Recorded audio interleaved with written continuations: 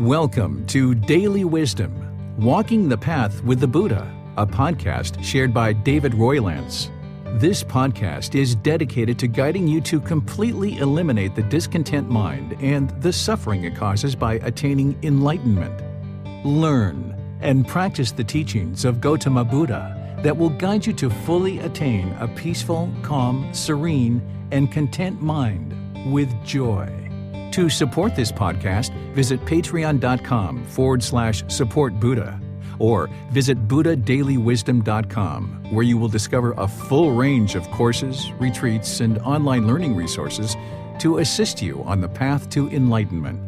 Now, here's our teacher to share more.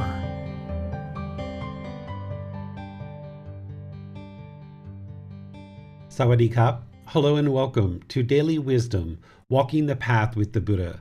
Today we're in our retreat series, which is titled Harmony in Relationships. We're in the 6th class, which is titled The Path to Enlightenment, Practicing the Path in the Workplace. Today, what I'm going to share with you is how to take these teachings of the Buddha and move them into your professional life. And what you do is your livelihood. Whether you're retired, whether you're a stay-at-home mom or dad, or whether you have your own self-employed business or you work for some company somewhere, it's important that you move these teachings that you've been learning as part of the path to enlightenment into your livelihood and into your professional life. Because if you were only practicing these teachings in your private life, which some people think that that's what these teachings are for, which they are, but it's also for your professional life. And if you weren't practicing these teachings in your professional life, the mind isn't actually going to be able to experience enlightenment. You might be experiencing all kinds of benefits in your personal life, but those same benefits are available to you in your professional life as well. So as we go in today's class, I'm going to be sharing with you content that's going to help you to move these teachings into your professional life and be able to see how you can actually practice these in your professional life. And once again, that includes even a retired person, a stay-at-home mom or dad, or anybody doing anything aside from just your regular personal life. So I'd like to welcome all of you to our class and let you know that you're able to ask questions as we go forward in our class. You can put that into Facebook, YouTube, or Zoom. Our moderators will see that in the comment section that you've placed a question there, and be sure it gets asked during the class. If you're in Zoom, you can electronically raise your hand and ask any questions that you like, and I'll be pleased to answer any questions as we go.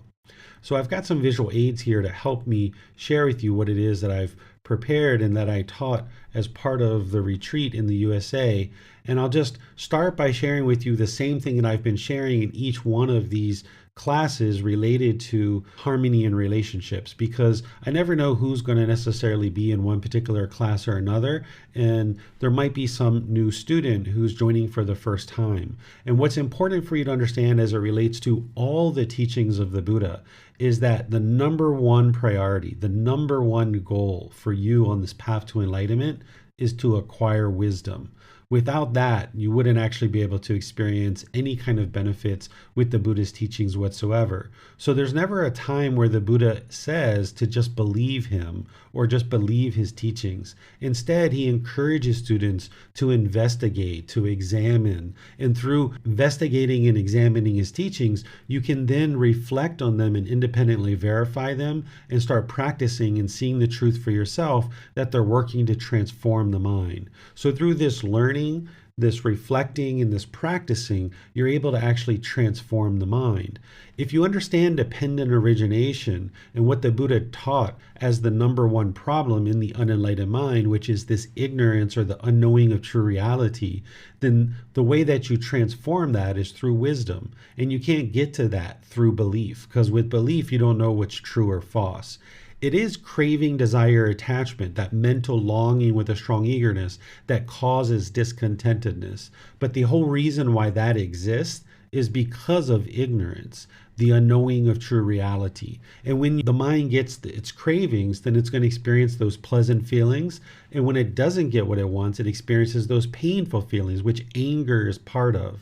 So when we talk about craving, anger, and ignorance as plaguing the unenlightened mind, the only reason why craving and anger exist is because of ignorance. And it's only this transformation of acquiring wisdom that's going to actually help you to eradicate craving and anger to be able to get to the point where the mind now is experiencing enlightenment. So this eightfold path that the Buddha teaches is the core central teaching where other things are plugging into it. It's vitally important that you deeply study that inside and out, backwards and forwards. You need to get to a point where you know it like the back of your hand, where if somebody just says right intention, right away, you know, right intention has three aspects. It has the intention of renunciation, the intention of non-ill will, and the intention of harmlessness. And then understand what each one of those are and how to practice it. And when you hear right speech, you know exactly what that is and you know how to practice it. It might not mean that you're practicing it 100% yet, but you at least understand the teachings deeply to the point where you know what each of those steps are and what's needed to be practiced for each one of those steps. So acquiring wisdom on this path to develop your life practice is what's going to help you in all parts of your life, including in the workplace.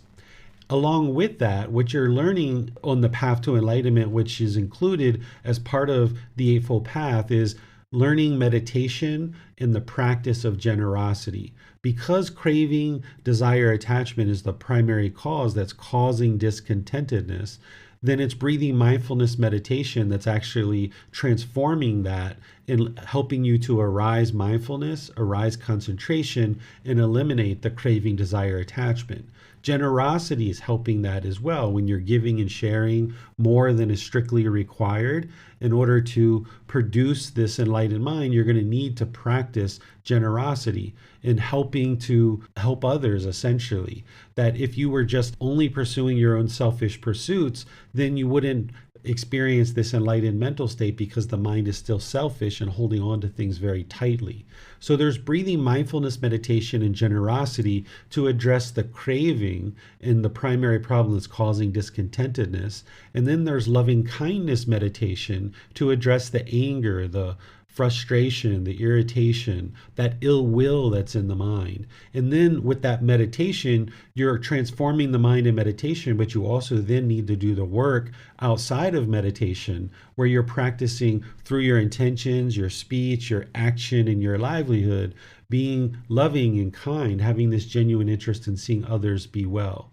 So these practices of meditation and generosity that you gain wisdom about as part of this path to enlightenment, that's helping you in all parts of your life to bring more and more of the qualities of enlightenment into the mind, including in your workplace as well. As you're experiencing various things in your workplace, or even as I mentioned, a retired person or a stay-at-home mom or dad or anything like this, as things get really busy and active in your life, understand that that's a time where the mind can oftentimes get complacent, and you would like to eradicate that complacency. I know that for myself, when I was working in the past and doing businesses and stuff like that, that when things were pretty calm and pretty steady, that was a time where I would be more active in my practice and learning and meditating and all those other things. But then when things started getting busy and active, then I would tend to kind of shortcut and I wouldn't meditate, or I wouldn't be as involved in learning and things like that. But what I would like to encourage you to do and be able to see very clearly is that during those times where things are more active in your life, that's actually the time that you need things like meditation more regularly. Because when things are fairly quiet and you're meditating regularly and you're studying regularly, this is a time where the mind can actually be quite content and quite peaceful and quite joyful. But when things get really busy and active in your life, maybe you're preparing to send your kids back to school, maybe there's a new project at work, maybe it's the end of school and your kids are coming out of school, maybe you've taken on a new job, maybe you've got new responsibilities at your job. These are times, oftentimes, where the mind might get overburdened with addressing those kind of things, and it'll kind of try to shortcut, or it'll get complacent and maybe not meditate as much because it's having trouble balancing this work life and this meditation that you're doing. So it's important that you see that all those things you're doing on the Eightfold Path, to include meditation, is actually what's supporting you to be able to accomplish more and more opportunities and more success in your life. So if you're working at a certain job and you're able to deeply learn and practice these teachings, and you're meeting with some success at work, and now you start getting these promotions where you take more and more responsibility, you might not necessarily connect that promotion and that increased responsibilities at work with, because your mind was so calm, because you were doing things so well based on the Eightfold Path, your supervisors and your bosses and your coworkers saw how good of a job you were doing with this very basic job, that they then started promoting you to higher and higher responsibilities. And you need to be able to see that the reason why those things are occurring is because of your practice, and that it would be unwise to give up on your practice or shortcut it or get complacent. And just because you've gotten more responsibilities and more promotions, or there's more activity in your home life or with your children or what have you, that you might try to set aside the teachings of the Buddha, thinking that, I'm off and doing these other things now, I'm too busy for that stuff. That would be very unwise, because it's those things that actually propelled you into this greater amount of success. And it would be important for you to continue doing those things that led to your success. So don't allow the mind to become complacent at any time during your daily life and as you're progressing in life, whether it's promotions, or maybe new kids are coming if you're having new kids that are being born, or maybe you get married, or your kids are moving in and out of different phases. Be sure that you look to stay dedicated and determined in what it is that you're actually learning and practicing, not allowing complacency to set in. Because you might be a year or 2 or 3 into your practice and take this kind of hard right turn and decide to kind of give up, or maybe things slowly start slipping where you're not meditating as regularly as you once did. And this will be very detrimental to your progress on the path. So where you see any kind of complacency starting to set in, be sure that you eradicate that, and that you stay dedicated and determined and diligent in progressing on this path. Be sure that you're practicing a right livelihood, because the Buddha shared various livelihoods that he knew would be harmful for us if we actually practiced. And the Buddha's teachings on the Eightfold Path and all of his other teachings, he's never using his teachings to be like rules or commandments, or thou shalt do this and thou shalt not do this, and using guilt or shame or fear to motivate you to understand his teachings. Instead, what he's doing is he's exposing you more and more to this natural law of Gotama, so that you can see the truth for yourself. That what he's exposing to you, what he's sharing with you, is these natural laws of existence to help you understand that when you make wise decisions in the world, these wise decisions are going to produce wholesome outcomes. And when you make unwise decisions, it's going to produce unwholesome outcomes. So if we cause harm to others, harm is going to come back to us. So in terms of working and practicing these teachings in the workplace, you would need to have a right livelihood in order to get to enlightenment. If you weren't practicing right livelihood, you wouldn't actually be able to experience enlightenment, because maybe you've worked out and sorted out a lot of things in your personal life, but maybe your work life, there's a lot of contention or certain jealousy or resentment or hostility or dissatisfaction in the way that you conduct yourself in your livelihood. Whether you're a stay-at-home mom and dad, you're retired, you're working in the workforce, or what have you, whatever you're doing in life to sustain your life, this is your livelihood. And the Buddha provides 5 trades that he says, if we do these trades, this is going to cause harm in the world. And if we base our livelihood and how we sustain our life based on harm that's being caused to others, then this is going to produce difficulties in our life. And after I share these with you, you can actually see this for yourself, that it's the truth.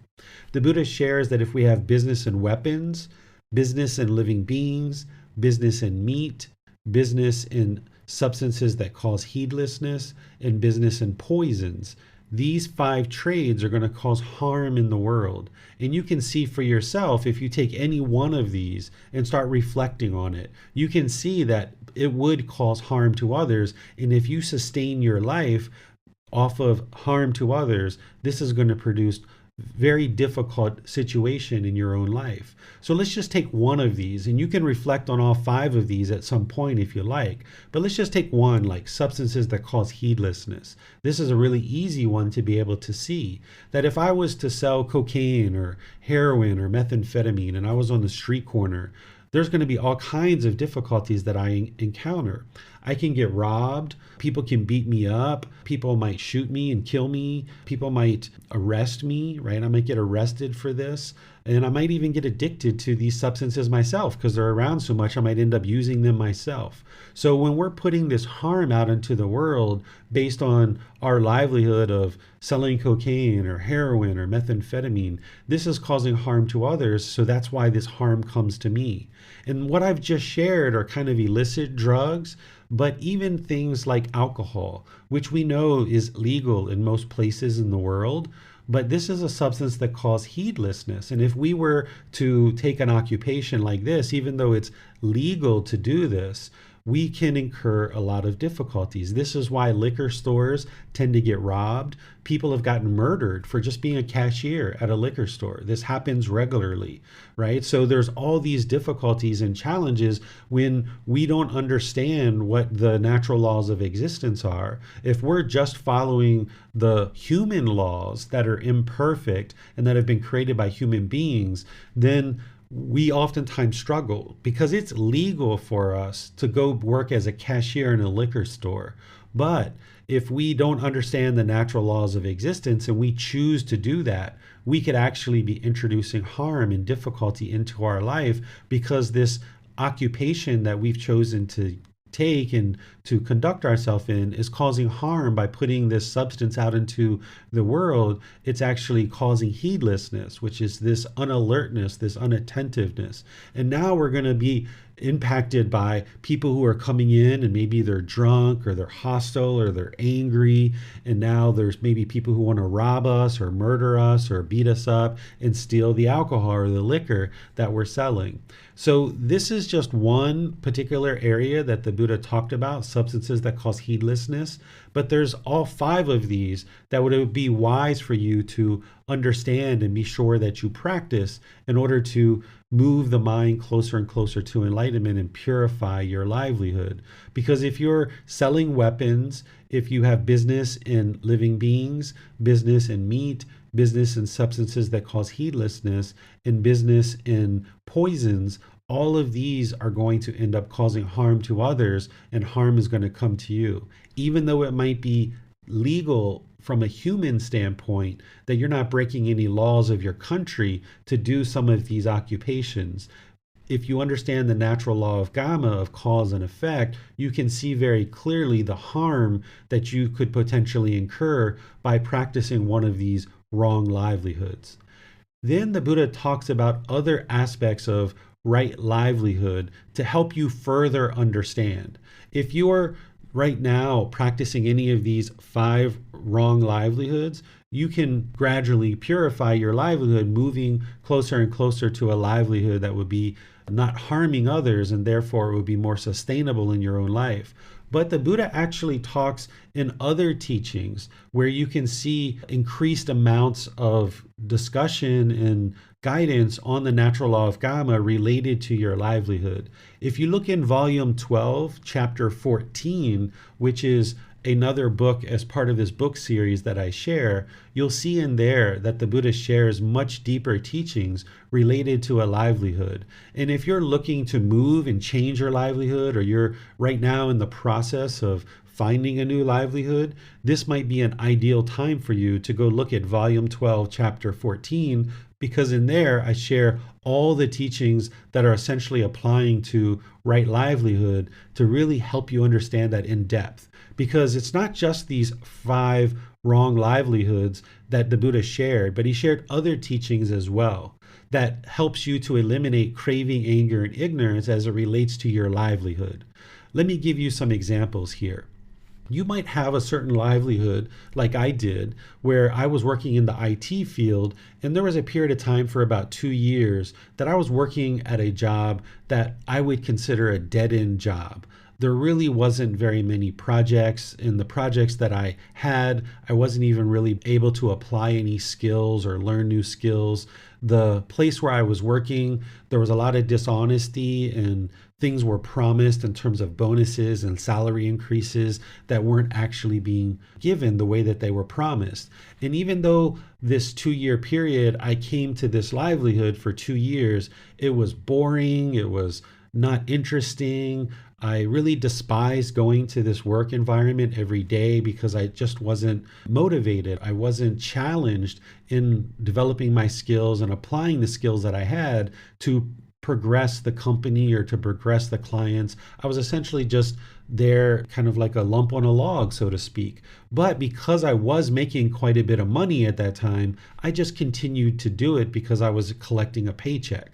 Well, eventually I got to a point where I decided to leave this company, and I went and worked at another job, and I made so much more money at that job, and it was very challenging for me as well at that job. So for that 2 year period, though, it was very unmotivating. There was lots of discontentedness in the mind. I felt like I didn't really have my bearings in the world. I felt like I was useless, essentially. Where if I would have understood these teachings at that time, I wouldn't have experienced this 2 year period where things were just very stagnant in my life. And what was going on there is there was a craving for money. I was craving a certain amount of money. I was getting a whole lot more money than I was making in my previous job. Moving from that job to this new job, I got like a $15,000 a year increase in my salary. So I was like, hey, I'm just going to hang out here for a while, even though I wasn't motivated and enthused in this job. So if you have a dead-end job where you're not motivated and you're not enthused to be working in that job, then life is going to feel very much of a struggle and very difficult. It's going to feel like you're perhaps stagnant. Maybe you don't enjoy the work. Maybe you don't feel like you're contributing. Maybe you feel like your skills are not up to where they need to be. Or maybe you feel like the work environment isn't really conducive to practicing in a loving and kind environment. So it's important that you understand that this craving, anger, and ignorance that is in the mind is going to affect you in all decisions that you make, including the type of decisions that you make around your livelihood. So if you allow craving, anger, and ignorance to affect your livelihood in terms of where you choose to work, what type of occupation you have, and what your choices are, then you're going to feel very conflicted inside when it comes to your livelihood. And if you're going somewhere 5 days a week for 8 or 10 hours a day, and you're really struggling and you really don't feel motivated in this occupation or in this livelihood, then life isn't going to be peaceful, calm, serene, and content with joy. You're going to find it very difficult to have peacefulness and joy when you're showing up to a place for 40 hours, 60 hours a week, not really truly enjoying and being enthused about the work that you're doing. So it's important that you move your livelihood closer and closer to a right livelihood where you feel motivated and you feel enthused. Essentially, by the time you work through this path to enlightenment and you get to a right livelihood that's fully purified, you will just be so enthused about this work that you could do it for free. That even though you need to collect a paycheck, even though you need that income in order to meet the basic necessities that you need in life, if it was possible, you would be willing to do this occupation or this livelihood at no salary, no income whatsoever. And when you get to that point where you're so enthused and you enjoy the work that you're doing on a regular basis, that you would do it without any compensation whatsoever, that's how you know it's a right livelihood. Because when you wake up in the morning, there's a pep in your step, that your feet hit the ground, you're ready to go out into the world and do this work because it feels very meaningful for you. It feels very purposeful for you. But if you don't have that meaning and that purpose about the work that you're doing on a daily basis, you might feel that you're in a dead-end job like I did for those 2 years. And it's very conflicting in the mind, and it weighs down on your mind and on your life and all other aspects of your life. So it's important for you to find that right livelihood that's not one of those 5 trades that I mentioned, and that it takes into account all the things that are shared in volume 12, chapter 14, because in there the Buddha shares in detail exactly how to ensure that your livelihood is purified. And I've added some details in there to help you as well. Some things that are shared in some parts of the Buddha's teachings related to a livelihood that you can even see in volume 1 is around how to actually conduct your livelihood. Not only these 5 trades that he talked about, but he also talks about ensuring that you're not scheming, that there's not flattery, hinting, belittling, or pursuing gain with gain. And in chapter 5 of volume 1, I go into detail about what each one of these are, talking about scheming, about corruption. So even if you had a right livelihood that wasn't one of these 5, but you had corruption in your livelihood, say you were a politician and then you were corrupt, or you were a police officer or a doctor or a nurse or something like this, and you were doing things that were corrupt in your livelihood, this is going to cause complications in your livelihood. Or if you had flattery, where you were just flattering your customers, you were flattering your bosses and your coworkers, you didn't really have sincere praise, but it was just to flatter people, to get them to promote you or to purchase products that you have, this is going to cause difficulties in your life. If you're hinting and belittling, where you're belittling other workers or other businesses, essentially slandering and gossiping about people in your livelihood, this is not going to allow you to build a wholesome reputation in your livelihood, and it's going to weigh on your reputation and make it very difficult for you to experience promotions and growth in your business.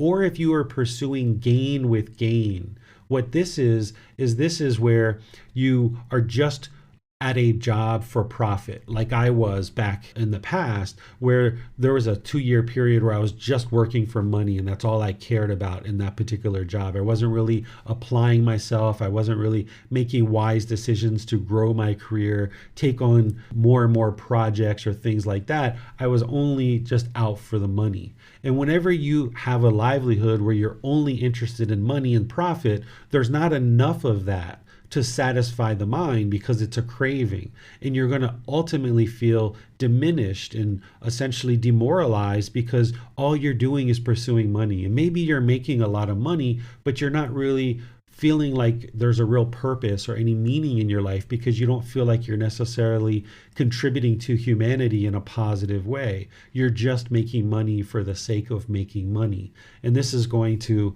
eventually wear out, and the mind isn't going to be as enthused or motivated in this livelihood any longer. And you're going to feel that life is almost like at a dead end, so to speak. So by ensuring you're not practicing one of these 5 wrong livelihoods of these trades not to be plied, and you're not practicing these things that the Buddha is talking about in terms of scheming, flattering, hinting, belittling, pursuing gain with gain, and you look at those other teachings that the Buddha shares in volume 12, chapter 14, you'll be able to see how to eliminate craving, anger, and ignorance out of the mind as it relates to the selection of what livelihood you choose. And one of the easiest ways to be able to see that is that if you can do this livelihood without any compensation whatsoever, and you would be just as enthused, just as motivated to do it, even if you weren't being compensated for it, then you know that's a right livelihood, because you have that motivation and that encouragement, and you feel that there's a real purpose and benefit to the work that you're doing. And there you can actually get to peacefulness and joy, along with all the other teachings that I'm going to share with you today and that I share with you as part of the Eightfold Path. You'll be able to experience peacefulness and joy in your livelihood. But as long as you're doing one of these 5 that the Buddha suggests not to do, or you're scheming, flattering, hinting, belittling, or pursuing gain with gain, or you've got some kind of cravings, maybe the mind wants a certain position because there's ego in the mind, and I want to be a director, or I want to be a manager, I want to be a vice president or something like this. And the only reason why you're pursuing that occupation or that title is because of the ego, for example. If any of these kind of things are going on in your livelihood, you're ultimately going to feel unfulfilled in this livelihood, and your livelihood isn't fully purified, so you're not going to be able to experience this peacefulness and joy in all parts of your life, your professional life and your personal life. Because if you only did this work in your personal life and not clarifying and purifying your livelihood for your professional life, then you're not going to be able to actually experience this peacefulness and joy of the enlightened mind. And this also relates to someone who's maybe a stay-at-home mom or a stay-at-home dad. If you thoroughly enjoy that and you know that this is your calling in life, then outstanding. But if you're feeling a lack of motivation and you feel like you would really enjoy having a part-time job or even going back to work full-time or something like that, then that's something that you should consider and talk out and figure out a way that you can accomplish that. Because if the mind is feeling disgruntled or resentful about being at home with the children, and that's not what you truly are interested in doing in this life, then it's going to be hard for you to get to this peacefulness and joy when there's resentment or disgruntledness around what you're choosing to do on a continuous ongoing basis, like maybe staying at home, for example, with the children. Not everybody needs to do that. It's not a requirement that we need to do that. And choosing not to do that doesn't mean that we don't love our children. It means that we're interested in getting to this peace and this joy, and that's going to be good for everybody. And it just is a matter of making wise decisions and slowly moving towards an occupation or a livelihood that we feel more fulfilled at. Oftentimes, we are interested in making these real quick and rapid decisions, and this is typically unwise. That if you're in a certain livelihood right now that you're not enthused about and that you don't feel motivation around, then look for gradual changes that you can make to gradually move to a livelihood that you do feel fulfilled about. And this will help you to accomplish more peacefulness and joy in your life as you gradually move towards a livelihood that you feel more fulfilled at. I have some more things to share with you, but I would like to pause here and see what questions you guys have about what I've been discussing so far. You can put that into Facebook, YouTube, or Zoom, or you can raise your hand in Zoom electronically and ask any questions that you like. Yes, sir. On Zoom, Amina asks, if we appreciate and find satisfaction in projects we are working on, but find it challenging at times to collaborate with some of the other people we encounter, can that still be right livelihood and simply means that we need to confront the cause of our discontentedness and understand that the problem is the mind and not other people? Yes. So if you're in a livelihood that you feel is very fulfilling, but you're just having difficulties in the relationships within that livelihood, that's where you need to work out the relationships and all the other steps on the Eightfold Path. And that's more of what I'm going to be sharing with you as part of today's class about how to actually do that. But so far, what I've been talking about is just in terms of a livelihood itself. But what you're describing, Amina, is right on, that you can have a right livelihood that you feel very fulfilled at, and you know that this is absolutely what you would like to be doing in life. But it might just be that you're experiencing discontentedness because people aren't doing things the way you want, for example. But also, you can also have a certain livelihood that you thoroughly enjoy, but it might be the wrong group of people to do that livelihood with. If you're seeing a lot of anger and hostility, or people are being corrupt, or people are just pursuing gain with gain and just out for profit, and this is kind of the general way that people tend to work in your work environment, that might not be the best place or the best environment for you to conduct that certain livelihood. So if somebody was like a salesperson and they enjoy selling products, well, maybe the livelihood that they're in, they've discovered like, yes, this is what I enjoy doing. I love learning about a product. I love representing that, and I enjoy representing that to the public in a way that they can understand it, and then they choose to purchase it and it brings them benefit. But this particular product or these particular people that I am working with isn't the right environment for me. So let me go find a position as a salesperson with a different company and a different group of people that I can feel more fulfilled at. But in doing that, understanding these teachings is actually going to help you, because if you understand things like right intention, right speech, right action, and right livelihood, to include these teachings and others, then the choice that you make about where you work, you're going to be able to make a more informed choice based on the wisdom that you know from the Buddha, that's going to help you to discern whether or not this is the best environment for you to work in or not. Yes, thank you, sir. We are still having problems with the live feed on Facebook and on YouTube. I've invited those people to join the Zoom class, but for now there are no questions on Facebook and on YouTube, sir. Okay, yeah, I see here that it looks like the live streaming software is having difficulties. I'm going to need to sort that out after class, so it looks like it'll be a Zoom only class today. And then I'll have it on the podcast after class, so anybody who isn't able to make the live class, they can attend through the replay on the podcast. Thank you for letting me know that, Miranda. Oh, you're welcome, sir. That's all the questions that there are this time, sir. Okay, so let's move on to the next part of the content that I was going to share with you as part of understanding how to practice the path to enlightenment in the workplace. It's important to understand, as part of right concentration, that your goal should be to practice singleness of mind. And singleness of mind is to do just one thing at a time and not have your mind in multiple places. You can't actually have your mind in multiple places. Instead, what the mind might actually be experiencing is this rapid cycling from thing to thing to thing to thing to thing.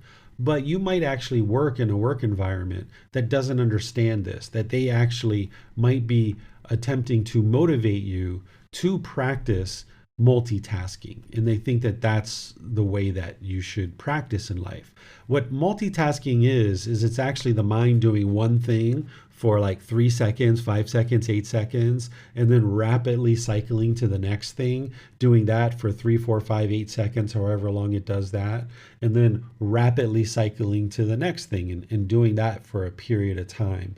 People think that this is actually more productive, but this is part of the ignorance or the delusion or the confusion or the misunderstanding or the unknowing of true reality. People don't realize that their mind can only do one thing at a time. During the lifetime of the Buddha, I'm confident that people weren't talking about multitasking. This is a new concept that has come into our modern culture, and it's really come about since computers have come out. Because a computer can actually multitask, because it's got a computer chip and it's got multiple processors, and it can actually do multiple things at one time because it's a computer, it's a machine, it's been designed to do multiple things at one time. And once computers came out and we saw this technology happening, all of a sudden humans got this idea that they thought now that they could actually multitask as well. But this is because of that unknowing of true reality, the ignorance, that what's really occurred over the past few decades, and we're seeing the results of this, is that people have been training their mind to rapidly cycle from thing to thing to thing to thing to thing to thing to thing. And now we've got this large segment of our population that lacks concentration and that has difficulties with bringing their attention and their focus to one thing. This is where we're calling it ADHD or ADD. People say that they can't focus, they can't concentrate. And that's because their mind has been rapidly cycling for many years from thing to thing to thing to thing to thing.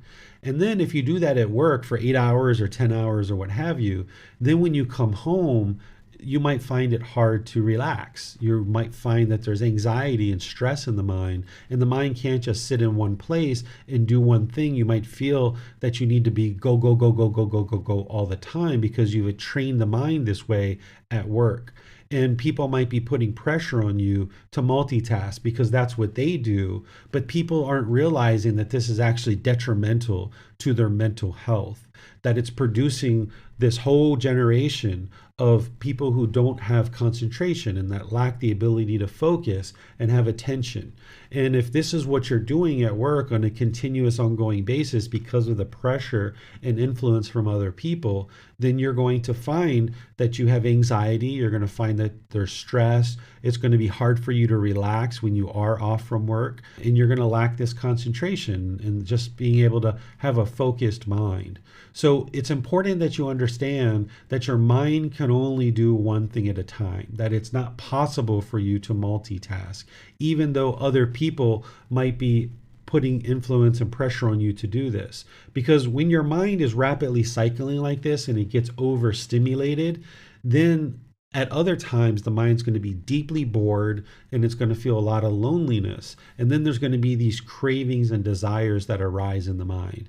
So be sure that you understand that the mind can't do more than one thing at a time, and work towards practicing singleness of mind, where you don't attempt to focus on more than one thing at a time, because you need to understand that that's impossible. And if you don't see that truth for yourself, that the mind can only do one thing at a time, let me know. You can reach out by private message or schedule a personal guidance with me.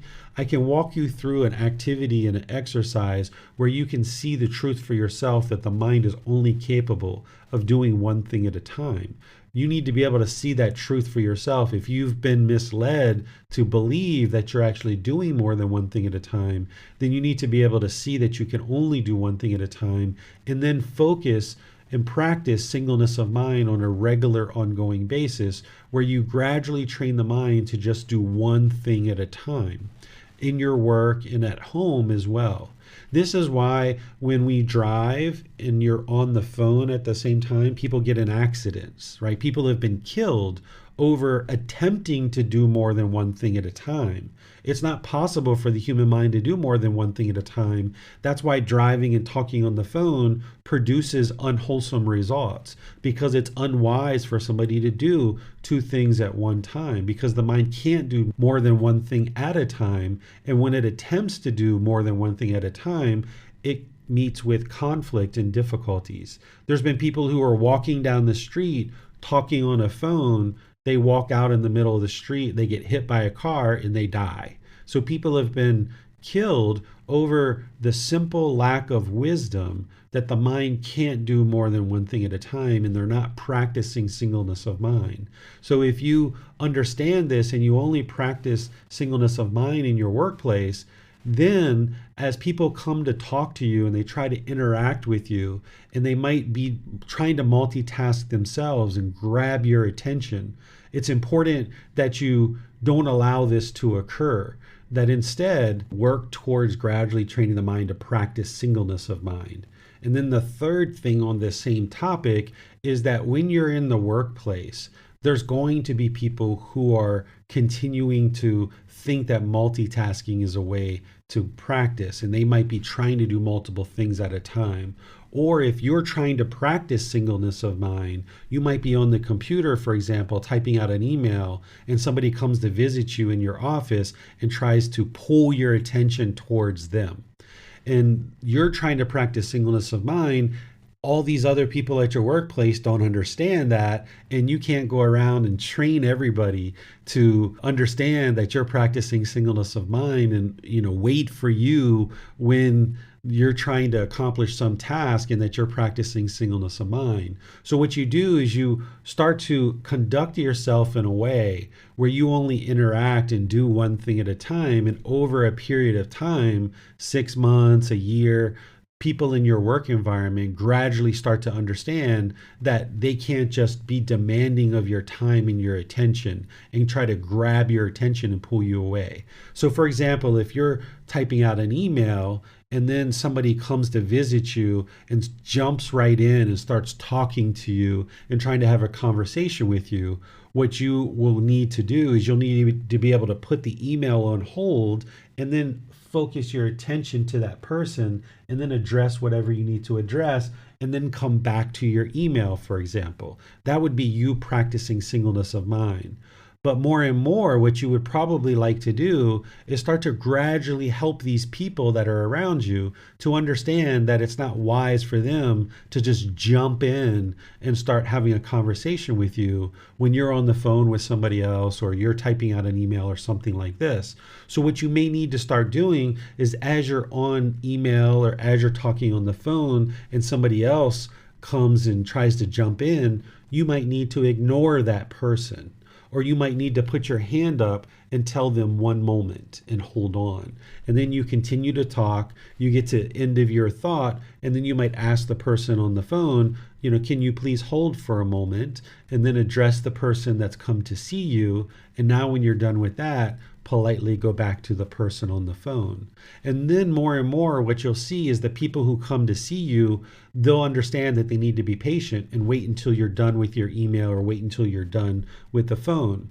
I had to do this with my son. There were times where I would be talking with a student on Zoom, and then he would just kind of barge into my room and start talking to me about something. And I would have to ask him to hold on, just one moment, and then I would continue to talk. Or even if I was just surfing the internet or writing out an email or something, I would just ask him to hold on. And then when I was first starting to train him to do this, I might have actually been done with my email, but I was actually interested in training him to be patient. And I would actually go do something else on the computer without him necessarily knowing. I would be on the internet doing a couple of things, extending the amount of time that he needed to sit there and wait for me in order to teach him patience. And now it's at a point where my wife and my son, because this is my work environment where I tend to work, is at home. And also the people at the temple where I work at the temple, they know that they aren't able to just barge in and get David's attention right away. The people around me have learned that they need to politely walk in. They need to be patient in some situations while I'm finishing up one thing, and then I'm able to help them with whatever it is that they've come to ask me about. But if every time somebody barged into your office, you immediately gave them your attention, what you're going to end up with is 10, 15, 20 people that just keep barging into your office all the time, thinking that as soon as they barge in, they should get your attention right away. So it's going to be very challenging for you to experience this peace and joy when you've got people that are constantly pulling at your attention. So if you practice interacting with one person at a time and practicing singleness of mind, then more and more people around you will start understanding that that's the way you function. And your mind will function more and more with singleness of mind. So that when you're in a business meeting, for example, you can just be in the business meeting and address whatever that topic is and not be thinking about something that you need to address an hour from now or 2 hours from now. Or say you're a stay-at-home mom or you're a stay-at-home dad and you're changing a diaper.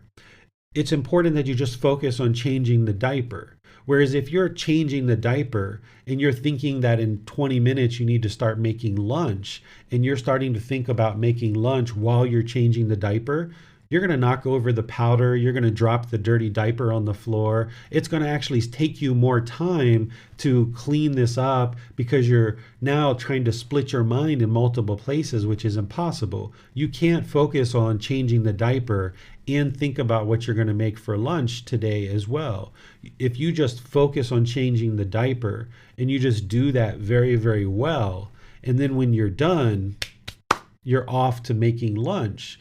But if you were trying to split your mind like this and your mind was rapidly cycling back and forth, you're going to make a mess out of changing the diaper. And it's actually going to take you more time because now not only do you have to change the diaper, but you need to clean up the mess of the powder that you spilled on the floor. You need to clean up the mess where you dropped the dirty diaper on the floor, and you've actually creating more problems for yourself. But we don't oftentimes see this when we're being influenced to multitask. We think that we're actually accomplishing more than one thing at a time. But in reality, we're not doing that one thing really, really well, and we're making a mess out of it. So then we got to go and clean it up later. And I use this example of a dirty diaper because I think some of us can relate to that. But also, if you were on email, trying to write an email, and you were talking to a business partner on the phone at the same time, and you're trying to do both of these things At the same time, you're going to find that you're not actually interacting with the business partner very well, and you're not writing out the very best email that you could write out. And now when you're done with that, you've already sent the email, you've already had the conversation with the business partner, you now are going to need to go and clean that up. Whereas if you just did one thing at a time, did it really, really well, you wouldn't have to actually go clean anything up. So by trying to multitask and rapidly switch from thing to thing to thing to thing, you're actually creating more difficulties for yourself. You're putting unwise decisions into the world. It's going to strain your relationships. It's going to strain your work products. And now you're going to create more difficulties because you're not practicing these natural laws of existence where we know that the mind can only do one thing. So if you understand the wisdom that your mind can only do one thing at a time, it would be very unwise to try to get it to do anything else other than that. Well, right now, if your mind is used to rapidly cycling and you find it a challenge and a struggle to do just one thing and be concentrated, then that's where the gradual training comes in, that you need to gradually train the mind in that direction to only do one thing at a time. And the reason why all of this is going to be really helpful for you is that when the mind is calm, it has this composure, especially in difficult situations, then you can have mindfulness or awareness of mind. And you can have concentration, that focus, that clarity of mind, practicing that singleness of mind. And when you have that, you can then make wise decisions that produce wholesome outcomes in your life. But when your mind is uncalm and it's shaken up, essentially, if you're trying to do multiple things at one time, your mind is going to be rapidly cycling around and around and around. It's not going to be calm. So therefore, you're not going to have awareness of mind to bring forth this concentration and this clarity, this focus. And therefore, you're not going to be able to access wisdom and make wise decisions about that email or about that project that you're working on at work or this customer call or this conversation with your boss or a business partner or somebody like that. So by allowing the mind to be uncalm, you're basically sabotaging yourself that you're not going to be able to access your wisdom and make wise decisions in your work life. So by maintaining this calmness, you can get to wisdom, and now you can bring forth all your wisdom and make wise decisions that are going to lead to wholesome results for you. It's this eightfold path that is going to gradually train the mind closer and closer to this enlightened mental state. That if you're practicing the Eightfold Path deeply, there's multiple aspects of this that are going to help you in your private life, but in your professional life as well. Right view, for example, if you've learned this as part of the Four Noble Truths, where the Buddha is explaining the problem is discontentedness, the cause of the problem is craving, desire, attachment. The elimination of the problem is to eliminate craving, desire, attachment. And the path forward is the Eightfold Path. Well, part of right view, what the Buddha is teaching is to accept responsibility for your own feelings. That when you're experiencing anger, sadness, frustration, irritation, annoyance, or any of these other discontent feelings, boredom, loneliness, resentment, stress, anxiety, and others, it's actually being caused by your own mind. And he's teaching you to accept responsibility for that. Well, these other teachings as well, like right intention, right speech, right action, and right livelihood, even the mental discipline section of right effort, right mindfulness, and right concentration are helping you to train your mind and optimize your mind, build the mind in a way that it's performing optimally. And you'll benefit from this in all parts of your life. But you can actually extrapolate some of the lessons of this Eightfold Path into your work environment in even more detailed ways than what you've learned as part of the Eightfold Path. Let me give you some examples of that. So if you take this right view that the Buddha describes, and he talks about accepting responsibility for your own feelings and your emotions that are in your mind, and that you're causing any of those discontent feelings yourself, then the way that you can also apply right view in your work environment is to accept and acknowledge responsibility for the projects and assignments that you've accepted at work. Whereas if you were to accept a project at work and then you didn't really give it the attention it needs, and you either just kind of let it fall by the wayside, or you turned the project in, but it didn't really have your full wisdom, then by you not accepting responsibility for this project, you become untrustworthy. You become undependable. People can't depend on you. So therefore, when you accept a project, it's important for you to be sure that you fully accept it and you acknowledge responsibility for it, even if it's in your own mind. And now you follow through with that work and you be sure that you bring it all the way to completion with your full wisdom.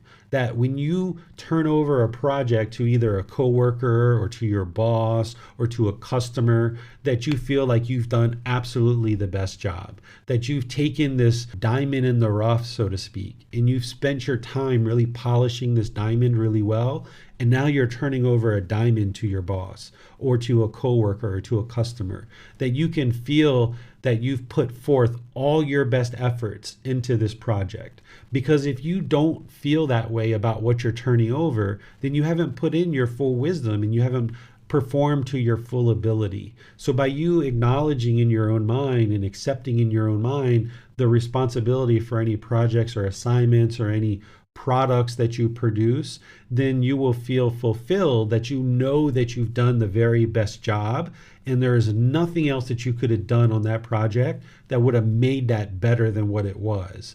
It doesn't mean that you're the best and that you allow the ego and conceit to come into it, but at least you've put forth all your best efforts into this project, because you know that every project that you hand in, every product that you sell to a customer, every customer that you interact with, every interaction that you have with a coworker is essentially building your reputation. It's building your brand. And you're either helping people to see that you're trustworthy and you're dependable, or you're not. And if you put forth the effort and motivation into each one of your work assignments, then people come to understand, hey, you give a project to this person, they're going to put their all behind it. And that doesn't mean that you need to work exorbitant amount of hours to be able to do that, but you bring forth this creativity or this wisdom in your projects that you know that you've fully contributed all that you had to contribute to that project. And there's nothing else that you feel that would have been left for you to contribute, because you've put forth everything you could put forth into that project and you've done it to the best of your ability. And then understand that as part of your work environment, you're going to also need to practice right intention, right speech, right action, and right livelihood from the Eightfold Path. It's essential that you practice these teachings at all times in all of your relationships at work. Understand that there's absolutely no room in your life for a negative relationship, for example. Because if you get along with the vast majority of the people at your work, but there's like 2 or 3 people that you dislike or that you despise, or there's roughness between you and them, then you're not yet experiencing enlightenment, because you haven't figured out how to have healthy relationships with everybody. So even if they're disgruntled and jealous of you or resentful of you, at least in your mind, if you don't have those same feelings, maybe you guys aren't the best of friends, which is okay, but at least you're capable of having a fulfilling relationship and a healthy relationship with this person. If they're choosing not to do that, then that's up to them. But you're going to need to get to a point where you don't have any negativity or hostility towards anybody in your work environment. It doesn't necessarily mean that they have those same qualities of mind towards you, but in order to get to enlightenment, you need to get to the point where you can peacefully and joyfully work with anybody and everybody, and you don't feel any contention or disgruntledness about being paired up with a certain person, and that you can be just as peaceful and joyful working with person A as you would with person B. And if you can get to that point where you don't have any kind of negativity or hostility towards anybody in your work environment, then your mind is getting closer and closer to enlightenment, and your livelihood is more and more purified. And the way that you do that is through right intention, right speech, right action, and right livelihood, but also through practicing right effort, right mindfulness, and right concentration. If you understand these aspects of the Eightfold Path, which make up the mental discipline, then you understand that you can practice this awareness of mind so that when you're in relationships or you're in business conversations or a meeting or what have you, that you're being attentive to the mind. You're watching over the mind with mindfulness or awareness of mind, that you're practicing singleness of mind as part of right concentration, and that wherever you see any unwholesome qualities arise, you're applying right effort to cut that off and let it go.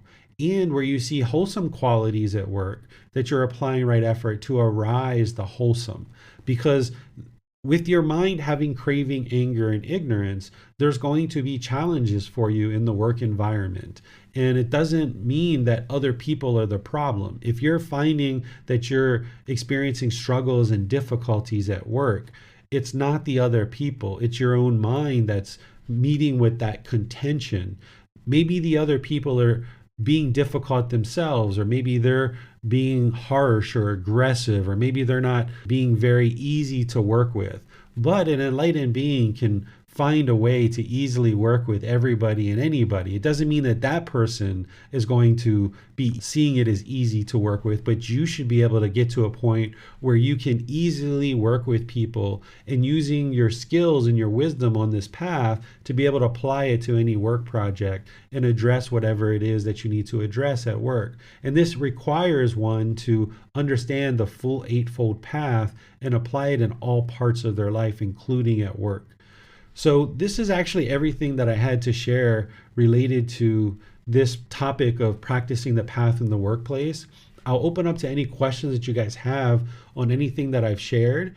And then if there's certain specific situations that you're having in your work environment, or as a stay-at-home mom or dad, or as a retired person, or working in a charitable organization, or whatever it is that you're doing, you can also share that kind of question as well. And I can help you understand how to address that. Because oftentimes in the work environment, we think that other people are the problem. And if you have those kind of difficulties where you're not seeing how to work through any particular challenges, you can share the situation, and then I can help you to understand how to apply these teachings in that situation.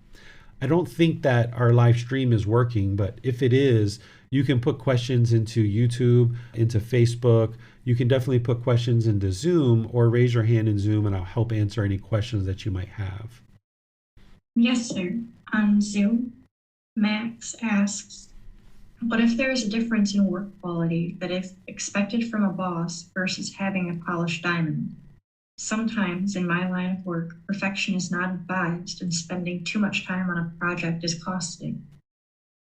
Yeah, so in each environment, depending on your work, and Max, I know your work as a welder, what I'm suggesting is not that you need to deliver the perfect weld every single time. What I'm sharing is that you put forth your effort to do a really good, thorough job every time. And if you feel like, okay, I've done a really thorough job here, then you know that, okay, that's a really good, thorough job for the amount of time that I spent and what's needed for this project. I know that this will meet those requirements. Now, if your boss is craving for you to do more, or they just have a need for you to do better, then your role in that situation is to listen, to understand, to let them know what it is that you can provide, and sometimes letting them know what you can't provide. And then if your boss is willing to accept what it is that you can provide, then you provide that. But if what your boss is asking is outside of the realm of what you can actually provide, then helping them to know that and understand that is very helpful. And then it becomes a navigation. It becomes a negotiation for them to understand what it is you can and can't provide. And if what they are needing is more than what you can provide, then letting them know that is helpful, that they can maybe find this by somebody else. And if that's happening repeatedly, then you know that you need more training, or perhaps that work environment isn't the best work environment for you, because maybe the boss's expectations of you are higher than what you can meet. And maybe that's the time where you need to find another job and another place to work. Yes, thank you, sir. Mm-hmm. Also on Zoom, Tricia asks, hello, sir. It's very hard for me to get away from gossip at work. Although I don't practice as in join in, I'll listen, but not offer any words. People come and talk to me. I think it's because I'm a social worker. it's very hard because I'm not sure how to get others to talk with me if they need something, but not get them to gossip to me. How would I handle that and still try to maintain the offer of I'm here to provide assistance if help is needed? Yeah, so if people are just gossiping about others in the workplace, because they're choosing to gossip, doesn't mean that you're gossiping, right? So if someone else is choosing to gossip and essentially what they're doing is maybe venting their frustrations or their opinions and they're coming to you asking for help, you can participate in that and help them by you listening to the gossip. You're not actually gossiping. So you can listen and you can say, I understand, and just listen and I understand. You're not gossiping back. So this is all about your decisions and what you're choosing to do. So you might then ask them, would you like some advice or are you interested in guidance of how to resolve this? And then you can provide them suggestions and advice. If they're just coming to gossip for the sake of gossiping, that's where I would look to just kind of excuse myself from the conversation or just let them know that, I'm not interested in gossiping. I don't think that's very wise. But if they're truly looking for help and they're choosing to gossip as part of their kind of downloading of information to help you understand the situation, then that's their choice and it doesn't impact you by just sitting there actually hearing what they're choosing to say. And it can actually help you to understand their feelings and their thoughts, and then it can help you to better give them guidance or suggestions. But what I would do is I would ask them if they would like your guidance, if they would like your suggestions, and if they say yes, then provide that to them. If they say no, and then you see this continuous pattern of them just coming to you to gossip for the sake of gossiping, that's where I would excuse myself from the conversation regularly. I would let them know perhaps, I'm not interested in gossiping. I understand this is very impactful for you, but it's not something that I would like to kind of participate in. Or you can even just say, I understand this is really challenging for you. I'm sure you'll find a way to resolve it. And you can just exit the conversation. You don't need to participate in the gossip. Yes, thank you, sir. Mm-hmm. And Amina asks, what is the best approach when someone has shown over the course of a year that they are satisfied with not meeting expectations of their defined role, and this is someone whose lack of effort has an impact on the group's goals? You're going to probably have to help me understand this a little bit more. So is this somebody who has certain responsibilities and they're not fulfilling those responsibilities?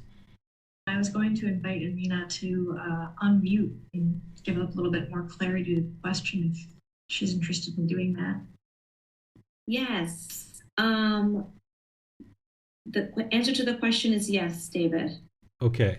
So if somebody has a responsibility, like say they're a principal of a school or they're like a committee member on a committee and they're not fulfilling their responsibilities, that's affecting them first and foremost because it's their reputation, it's their responsibilities, it's their job and they're not fulfilling it. But now by them not fulfilling it, it's affecting other people in that environment or on that committee or at that school. And that's where there can be ways to address that individual and help that individual to see that, but oftentimes people aren't seeing that they're necessarily falling short. So this is where you've got to decide whether this is your role to address this.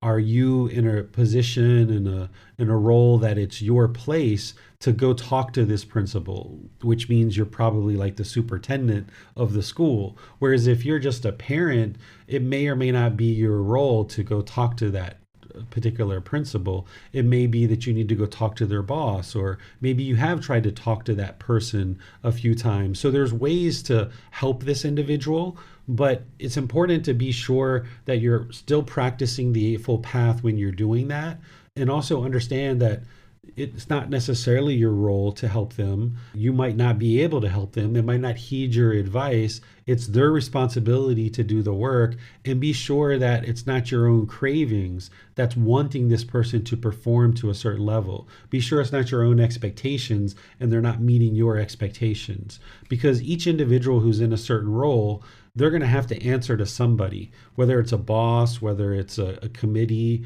whether it's parents at a school, whoever the stakeholders are, they're going to have to answer for their performance. And if you're just in a role that feels like somebody's not meeting your expectations, then it might be more your expectations versus what the other stakeholders are experiencing. So, for example, my son's school, I see things that they could be doing better all the time.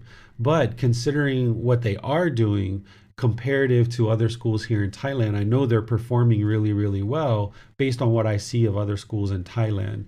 And where there's an invitation where the principal invites parents to come talk to her to provide her guidance or provide her thoughts, then I'll go in, scheduling an appointment, and go in and talk to them. And then there's occasions throughout the year where I might see things that are a challenge, and I'll just kind of send them an email and give them my thoughts on what's happening. And I'm doing that using right speech. So in each situation, it's going to be very different, Amina. That's why, like, you guys are asking questions that are a bit general and kind of broad, so I can't really give any real specific guidance other than to look at your own expectations and whether that's involved. If you are going to get involved and try to help an individual, be sure that you're practicing, right intention, right speech, right action, things like that. But where you guys are able to share more detail about your specific situations, I can give you guys more specific guidance. I was just going to give a few more details if that's going to be helpful, David. It could be. So if you'd like to share some more details, that could be more helpful for me to be more targeted with what I would suggest. Okay, this is a group project that I've been working on with others, and there's really no hierarchy, so there's not necessarily maybe one person responsible for the other. We're kind of all working together, but there's just been a consistent someone who's willing to do the kind of minimum to help move things forward, where the rest of us are a bit more motivated and passionate, I should say. And so just curious in that situation, I think that you've raised a really excellent point about the expectation. And I do see where the mind could have an expectation of this person that should be like the rest, which is not wholesome. And so that's something to address and work on, but also wondering just for the overall objective that we're trying to reach, other than gently giving reminders and help and trying to sort of pick up where this person has maybe fallen down, not been able to do things. Is there another way that's really following the path to not just think about a problem as this one that maybe can be related to with others here on the call or who are listening, but also with one's own mind. So to kind of find that middle way, because in the end, we can't control other people, but we can control our response. And so I can see how the response of feeling disappointed is about an expectation that needs to be let go. That I see clearly from what you shared, but let me know if that helps. Yeah, I have some questions for you. What type of project is this, and what type of environment? Is it like a paid thing, or is it a volunteer thing? And what type of project is it? It's a volunteer thing to help with making city streets more child-friendly. Okay. So in that situation, people are volunteering their time and their effort, their energy, and not everybody's going to be as motivated to provide their services as maybe you and some of the other people in the group. So whatever this person is contributing, that's what they're contributing. You aren't able to necessarily impress upon this person to do anything different. This is the mind that is craving for everybody in the group, perhaps, to do things exactly the same way. That oftentimes we think that everybody should be contributing equally. That would be a perfect world, but that equally is all an expectation of where everybody should be. So in a particular group, say there's 10 people working, there's going to be, 2 or 3 people that are really moving those things forward. And then there's going to be a couple of people who are kind of like just contributing a little bit, here and there, or kind of medium level of support. And then there's going to be maybe a couple of people who aren't really that involved and just, kind of aloof. They're part of the group, but they're not really contributing much at all. So in this kind of situation, if you're disappointed or you're frustrated or irritated or wanting this person to contribute something, that's what's causing your mind to be discontent in that situation. And instead, what you should look at it as is like, okay, out of this group of 10 people, if 3, 4, or 6 of us are really motivated and encouraged and doing things that are moving this project forward, then let's just keep doing that. If this other person would like to come along and start contributing at some point, then wonderful, we'll make space for that. But if they're not contributing, or they're not having the time, or they're just contributing maybe 20% or 40%, then whatever they contribute, then okay, we'll benefit from that. But there's no reason for us to try to pressure them or influence them or try to constantly motivate them to do more, because they're showing us that they're not capable of doing that. Either they don't have the time, they don't have the energy, maybe they don't have the skills, maybe they don't have the motivation. For whatever reason, they're choosing to contribute whatever it is that they're contributing. And you just need to be content with that and just know that that's what their contribution is going to be. And then for those of you guys that are contributing more and moving the project forward, okay, just work together and continue to move the project forward, irregardless of what this other person chooses to do or not do. That's so very helpful. Thank you. I appreciate it. You're welcome. Yes, sir. I had a question more about singleness of mind and practicing singleness of mind in the workplace. This is something that I had challenges with early on in studying with you. But then recently, I was at work and someone had called in. So that left me being med tech. So I was in charge of getting everyone's medications separated out and delivered to them, watching them take the medicine, charting everything. But I was also now doing care because of this person calling in. And then we had trainees. So then I was also training the person that was there for the person who had called in. And I want to check, or I'm interested to check and see if I was doing this correctly, where when it was time to do anything with medications, I would kind of stop, tell the trainee, okay, sit down, I need to do these medications, walk over to the med cart, do everything I needed to do, go drop off the medications, watch everyone take their medications.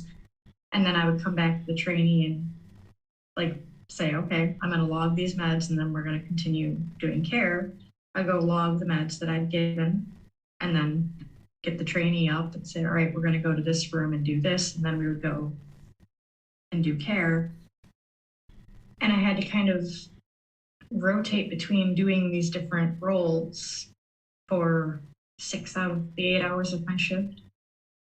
Was that still practicing singleness of mind? I was making the attempt. That was the goal, was to do each of these different roles with singleness of mind and almost like take a breath in between and separate what I was doing. Yes, if you're doing one single thing at a time, then that's singleness of mind.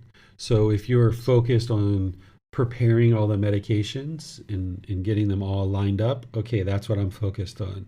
Now I'm focused on distributing them, going into each room, delivering medications into each room.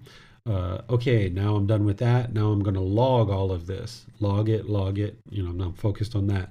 Now I'm focused on helping this trainee, right? So you're doing one thing at a time for this extended period of time, rather than preparing the medications, talking to the trainee, preparing the medications, talking to the trainee. Now I'm logging it. Now I'm going into the room and handing it out to this person. There's going to be all this rapid stuff, and there's going to absolutely be a mistake in that situation. And as you know, in that situation, it can be detrimental. If you make a mistake in that situation, it can be life-threatening, essentially. So this is where, when you understand singleness of mind, you can see in an example like you're sharing that it can be really beneficial. It can be really impactful. And if you're not practicing singleness of mind, you could potentially cause the death of somebody and end up in jail for the rest of your life, just because somebody's not practicing singleness of mind, right? And this is how impactful the Buddhist teachings are, is that when you understand them and what he's really truly teaching, you can see, like, this is surely not a religion. What this is training the mind and honing the mind to perform well in life so that you produce the best results in your life. And this is a perfect example of why singleness of mind is just so utterly important in the work environment. So these same teachings that you understand in the Eightfold Path that I've been teaching all along, then you apply these in your work environment, and more and more and more, you just see continuous benefits in your personal and professional life. Okay, yes, thank you, sir. Mm-hmm. I think there wasn't any mistakes with medications. The only thing that I think maybe was a little bit lacking was with the trainee. There were some things that I didn't physically have time to get to with her. Mm-hmm. But she has another 3 days of training, and going at it with that mindset of, if I miss a couple of things with this training, I'll let the next person training her know this was the situation that was going on when I was training her. So make sure that you focus on this and this and this, because I didn't have time to get to those things with her. And that was just more, I think, right intention of, I want to do well at every aspect of what I was doing, but I knew that there wasn't going to be time to do all of them and do all of them well. Mm-hmm. Something was going to have to be kind of put to the side and left for someone else to do.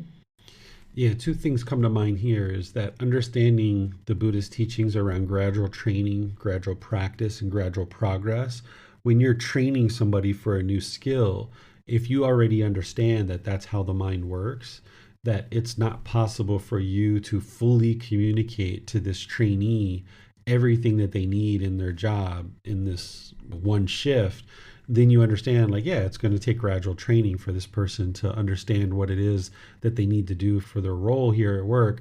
Then it kind of takes some of the pressure off of you, where you're not trying to cram everything in. So that is really helpful to understand gradual training, gradual practice, gradual progress.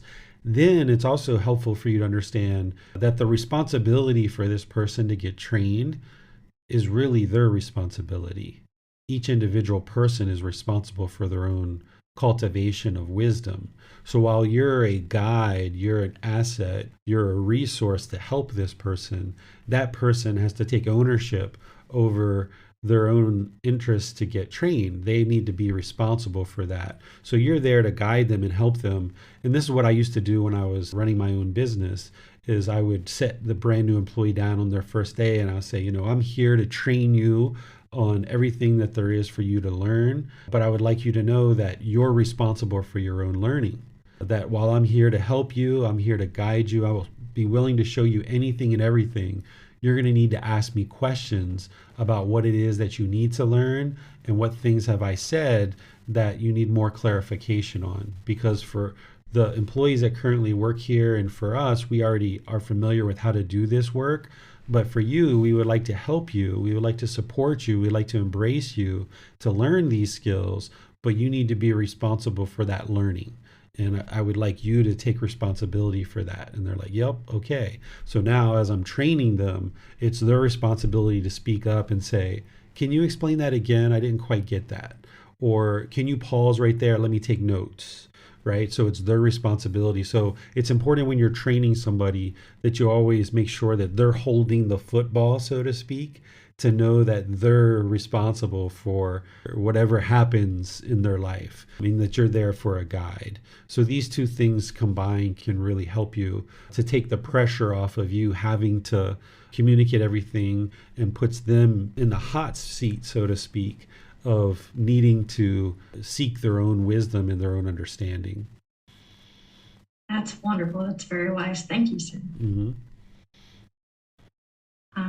It does not appear there are any other questions at this time, sir. Okay. Well, as I mentioned, that was everything that I had to share with you guys, because it's taking this Eightfold Path and applying it to your work environment. And if you're understanding the Eightfold Path, you can see how to do that. And then understand, as the other classes I taught about harmony and relationship, that practicing these teachings with those people who are closest to you is going to be more challenging. So you're going to find that it's more challenging to practice something like right speech with people that you're attached to. So if you've been in a work environment where you have attachment to some of your coworkers, you might find it a real challenge to practice right speech. Or if you're in a work environment like Tricia was talking about, where there's lots of gossip going on, it doesn't mean you have to close your ears and that you never need to hear any gossip. It's all about what you're choosing to do. So if other people are choosing to gossip, that's their choice. You're not going to be able to control them and stop them to gossip, but you can choose to not gossip. Or if people are just choosing to gossip just for the sake of gossip, you can excuse yourself more and more, and then less and less people will be interested in gossiping around you. So your goal is not to go out and change the people in your work environment, or like Amina's example of the volunteer team, your goal isn't to change that person, but instead it's how to get to your goals, your objectives, your interests moving forward with a peaceful and joyful mind, realizing that yes, relationships around you are going to be impactful, they're going to be helpful, and in some cases there's going to be people who are contributing to what it is that you're doing, but you need to ultimately get to the point where you're making wise decisions in your work environment, and that everybody's not going to do things the way that you want them to do. But the problem isn't that. The problem is that you're wanting them to do certain things in a certain way. So just let go of having any kind of expectations of others. Let them know the things that you need and the things that are needed for a particular project. Where you see that they're doing things that are wonderful and that are helpful, compliment them for that and let them know that you appreciate their service and you appreciate their contribution to the project. Make sure you're polite, kind, friendly, and respectful with them so they'll be more interested in being willing to help you in the future and things that you guys are working on together. Because people in the work environment, they're going to function however they function based on the wisdom that they have. And they're going to have craving, anger, and ignorance. And they're going to have certain cravings and wanting you to do things a certain way.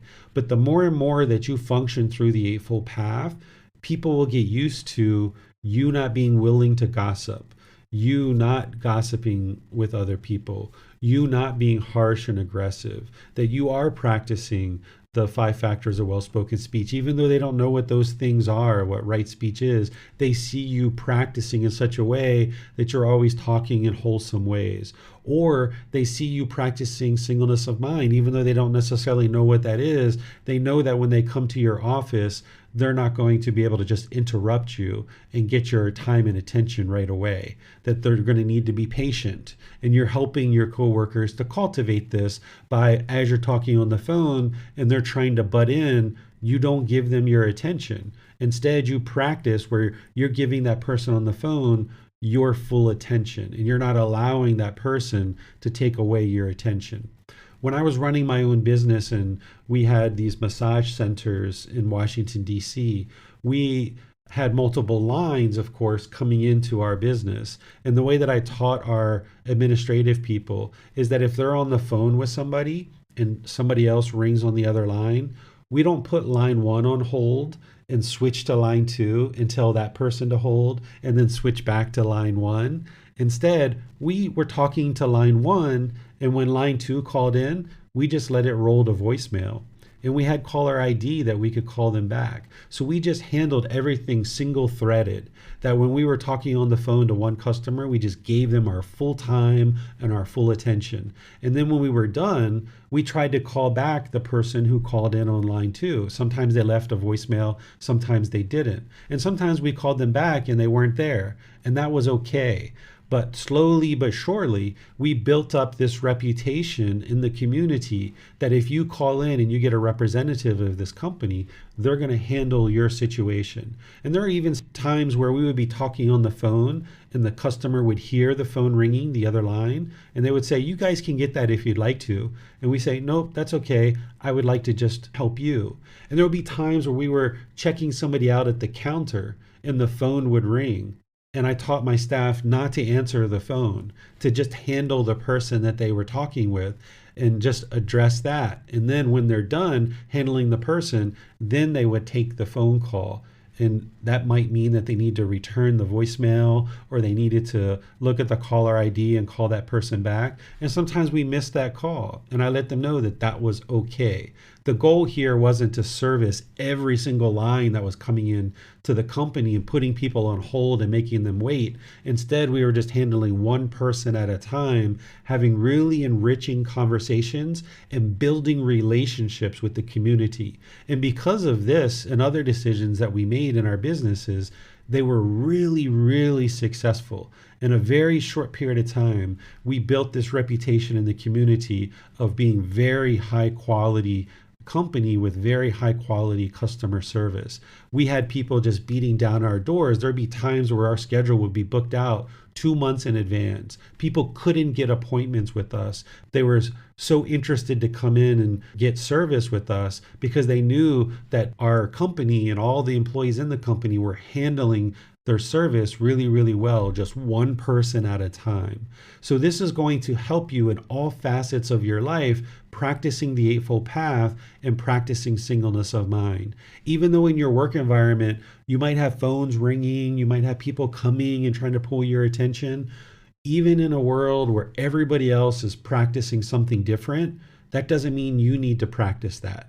So even in a world where it's very common to be talking on a phone, be put on hold, switch to another person, put that person on hold, switch back to the other person, all of this stuff, I didn't allow our team to do that in our company.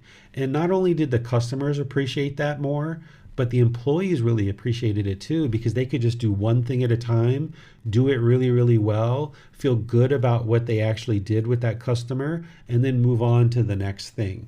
So I encourage you to do this in all parts of your work environment, even though other people might not be functioning that way, and it might be the norm to do things in a different way. You need to understand that you're rising above that dirty, murky water. You're this lotus flower that needs to build this strong wisdom, this strong stalk, and bloom over this murky water. So you're going to be doing things very differently than other people in the world. If you continue to do things like everyone else does in the world, then you'll be killing, you'll be stealing, you'll be having sexual misconduct, you'll be lying, you'll be taking substances that cause heedlessness, you'll be splitting your time and attention from one thing to the other, your mind will be rapidly cycling, you'll find it difficult to concentrate, you're going to have stress, you're going to have anxiety, you're going to have sorrow, you're going to have despair, you're going to have all those miserable feelings that a lot of people in the world experience because they're not practicing in a way that moves the mind to enlightenment. So even though you'll be influenced and people around you will be trying to impress upon you to do things the way that they do them, when you see the wisdom and the truth in the Buddha's teachings and you do things the way that the Buddha shares, you'll see that it absolutely works to help you to practice in a way where your mind can be peaceful and joyful, and you'll be utterly successful in your work and in your workplace. Because even though people don't necessarily understand the Four Noble Truths and the Eightfold Path and the 5 precepts around you in your work environment, when you are practicing these things, they're going to see that you're very loving, that you're very kind, that you're very compassionate, that you don't get jealous, that you have sympathetic joy for others, that you have equanimity and this calmness, that you speak in very polite, kind, friendly, and respectful ways. So even though they don't know the natural law of karma and they don't necessarily know the teachings in the way that you know, they will feel your presence. They will feel the love and the kindness and the compassion. They'll feel the generosity. They will know that these things are happening amongst the way that you're making decisions in your life. So as you are learning and practicing these teachings, other people don't necessarily need to know the same things that you know, but they will understand and they will experience the results of your decisions and making these very wise decisions. And you can be very successful in terms of how you perform your work and how other people respect the way that you function at work. And if you find yourself in a hostile, aggressive environment that you would rather not be part of this team, or you would rather not be part of this volunteer effort, or you would rather not be part of this company, then you can just choose to move on. And if you're working for a certain boss that is very demanding and lots of cravings, lots of expectations, maybe hostile and aggressive sometimes, then maybe your choice is to move on. And this is where impermanence can benefit you. If you're not clinging to this specific job and you realize that you can move on and you can make a wiser decision about your next opportunity based on what it is that you learned about this opportunity, that maybe your boss was demanding, maybe the team was kind of hostile and aggressive. So now when you choose to work at the next venture or the next opportunity, you learn the wisdom from that previous environment, and now you choose to make a wiser choice about your next work environment. And this is how you purify your livelihood, is by making wiser and wiser decisions about what you choose to involve yourself in terms of the livelihoods that you choose, in the companies that you choose to work for, and the coworkers that are around you. And where you see people pulling and demanding your time, you don't necessarily have to jump and give them your attention. You can ask them to just hold on because you're on a call. And this is how you gradually help people understand the way that you function in the world, and they gradually start to understand that, and they'll start functioning like that more and more. So as you guys have questions on this type of content, you're welcome to post that in Facebook. You're welcome to ask more questions in these online classes. You can send private messages, or you can schedule a personal guidance appointment, and I will be pleased to help you understand more and more about how to practice these teachings in the workplace. So thank you all for joining, and I'll see you guys in one of our future classes, because in our future classes, we're going to be discussing additional topics in this same area of harmony in relationships. The next class is titled Eliminating Personal Existence View, Getting the Self Out of the Way. This is where we're going to deeply dive into the universal truth of non-self and that personal existence view, that very first fetter. So I'm going to help you to deeply understand the personal existence view and how to practice this universal truth of non-self to be able to get the self out of the way and eliminate personal existence view.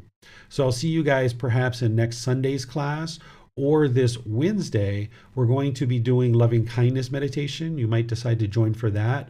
Or on Saturday, we're going to be doing the Pali Canon and English study group, where we're in volume 13, studying chapters 31 through 40. So we'll see you guys in a future class. Have a very lovely and wonderful rest of your day.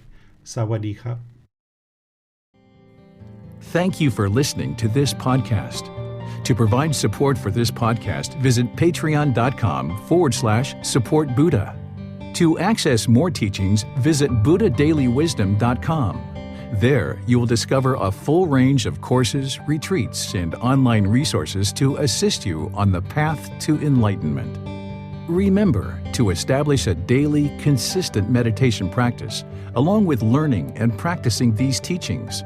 A well-developed meditation practice is the foundation in which to train the mind to attain enlightenment.